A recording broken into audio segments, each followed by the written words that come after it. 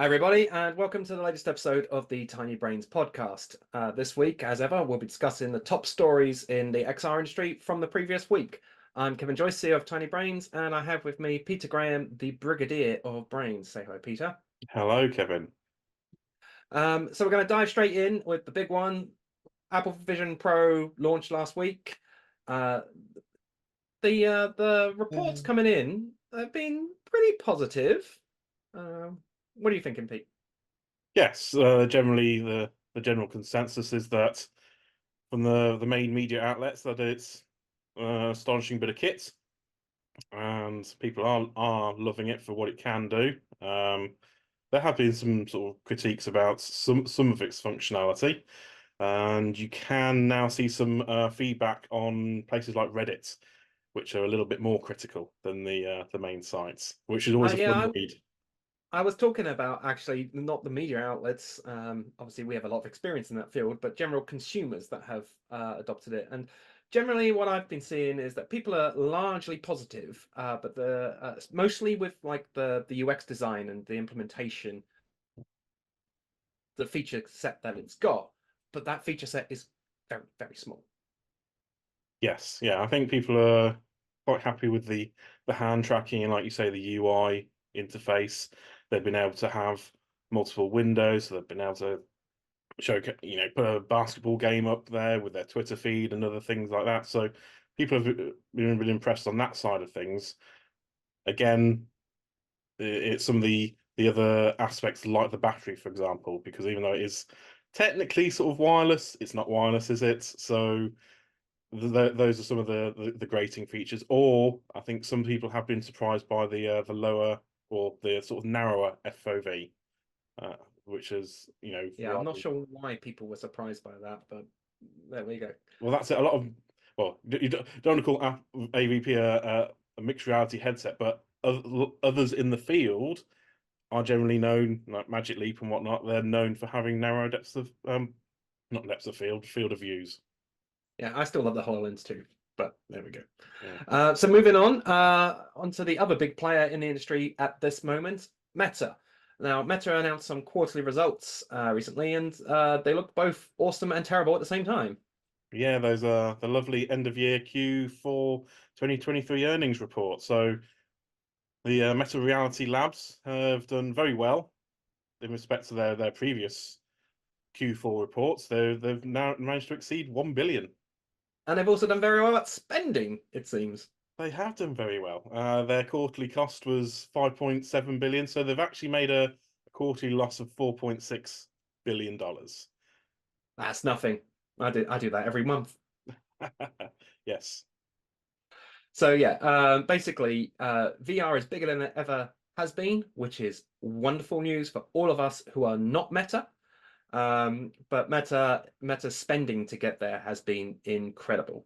Mm. Now, obviously, I'm sure you remember, Pete, and I'm sure most people here remember there was a big drop off in uh, the push for the metaverse at Meta after a bit of a backlash to Zuckerberg's all in on metaverse. Now, while publicly facing, there was a back off. I actually don't think internally there was so much. Obviously, there was some unfortunate layoffs and things, but the general spending has only increased. So I can't possibly see a reality where Zuck is like, actually, no, we're not going to do that anymore. No, I think up to this point they've invested so much that they're not going to start to tail it back. And most of that spending will likely have been in the R&D department anyway. So they're looking at future headsets. They're looking at the rumored Quest 3 Lights, the Quest Pro 2. All of that's being sunk into the future technologies. So I don't think they're going to let up. I know, like a lot of companies, they're very interested in AI and they're pushing a lot of the AI research. But as the sort of loss spending showcases, they're they're still going all in on the metaverse and VR in general. I look forward to the Meta Vision Pro. Anyway, moving on. Sticking with the Quest, however, there has been a significant update actually recently. Yes, the recent version 662 that's been rolling out. So you may not have it yet, but version 62 is rolling out. So one of the main features is spatial video playback support. essentially what the Apple Vision Pro can do. So it's like, Uh, oh, we can do this now. I do like the fact that it arrived the day before the Vision Pro. It did. So you still need an iPhone 15 or a 15 Pro Max to be able to record the spatial video.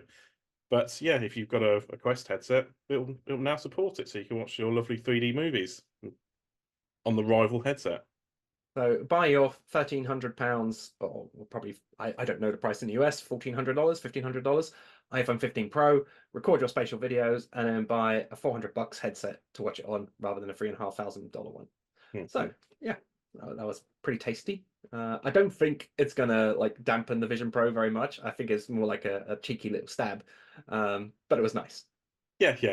That's it. I would also agree that it's just something to go, hey, look at us. We can also do some of the things this really expensive headset can do. We're still here and a seventh of the price. Yeah. And you can play games. Ooh, games. Moving on to something that you can't play games on. It's more meta news with the Ray. I can't remember the official name. They're not called Ray-Ban smart glasses, are they? What are they called? No, they're called the Ray-Ban Meta glasses, I think. Okay. Uh, No, they were it's never really that interesting to me. the But first gen apparently were they're interesting never. to quite a lot of people. Yeah, I think it's generally now the second gen. They've added a lot more complexity, a few more features. And again, this information has come from the Q4 earnings report from Meta that they've actually sold a lot more than they realized, and more than either Luxor or Meta were actually expecting. So they're having to ramp up production of the smart glasses, which is a good thing. I think most of us weren't expecting them to be selling a lot of sort of $300 sunglasses, but they've done so. I personally have never spent $300 on a pair of glasses of any kind. But then I'm not exactly a fashion icon. How about you, Pete? Have you had any interest in these? No, I'm afraid not. Even with the new ones that launched end of last year. No, I'm all right for having cameras on my face as well.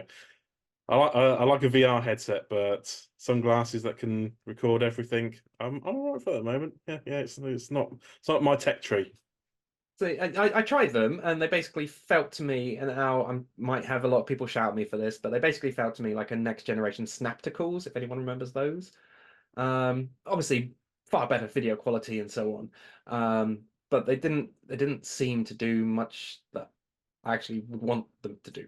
But if anyone has purchased some of the Ray-Ban Meta glasses, please do let us know. I'd love to hear your thoughts on it because we're probably completely wrong about them.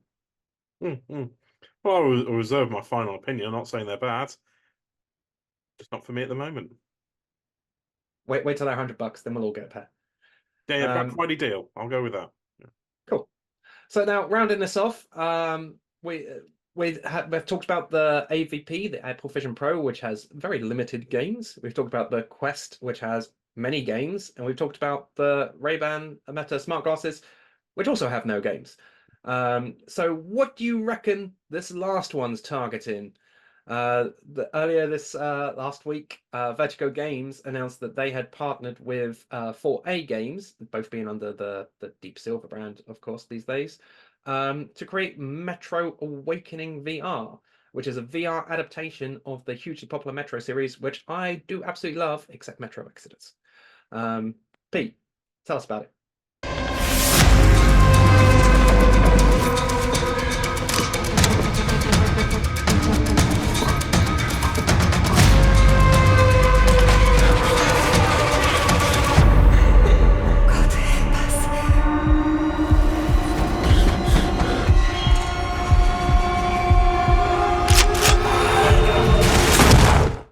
Yes, well, this is actually a long-running partnership because Vertigo Games initially teased working with Deep Silver back in sort of 2021. It was a good couple of years ago.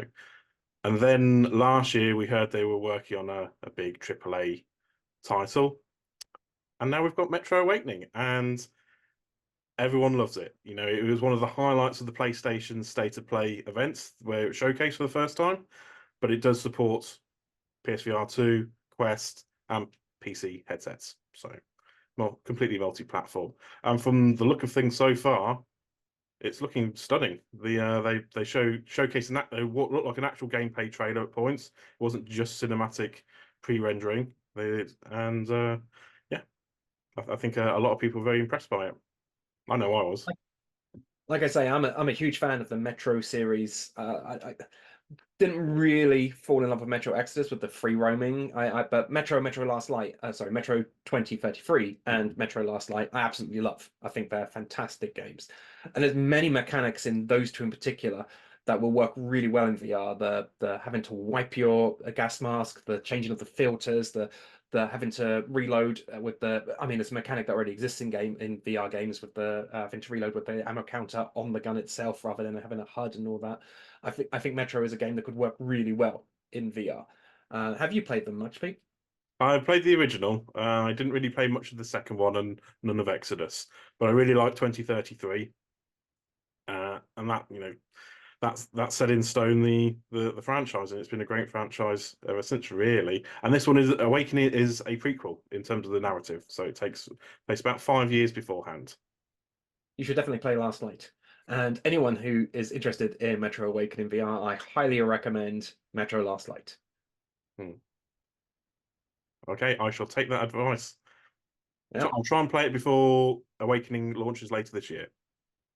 Yes, we don't have a specified date yet, but as Pete said, it's super important to clarify this is coming to not only to PlayStation VR 2, which was what was announced, but also PC VR, Quest 2 and Quest 3. Yeah, So get it. It's gonna be good. exactly. Well, Vertigo games do lots of. They're always multi-platform, aren't they? Like the recent Amazon Sunshine 2. That's a good showcase for what or how Metroid Awakening may Metroid Metro. Metro Awakening will turn out. Yeah, I agree with you. I think Arizona Sunshine 2 with a Metro flavor is probably what we're looking at, Yeah, exactly. which is exciting. So anyway, thank you for joining us, everybody. We'll see you again next week. And if you want to reach out and chat about any of these stories or let us know why we're wrong about the Ray-Ban Meta smart glasses, the details on how to reach out to us are below. Thanks again. Goodbye. Thank you again.